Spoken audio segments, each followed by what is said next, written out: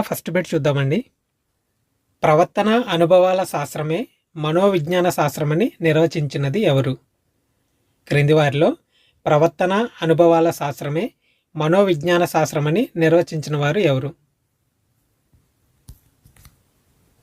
Right answer is option 2 Skinner అండి. ప్రవర్తన అనుభవాల శాస్త్రమే మనోవిజ్ఞాన శాస్త్రం అని నిర్వచించింది ఆప్షన్ 2 స్కిన్నర్ అండి.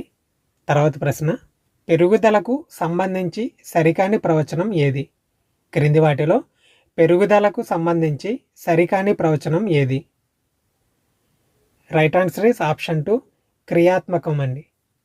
ఆప్షన్ 2 క్రియాత్మకం రైట్ ఆన్సర్. తర్వాత ప్రశ్న, హర్లాక్ ప్రకారం క్రింది వానిలో కౌమార దశ ఏది?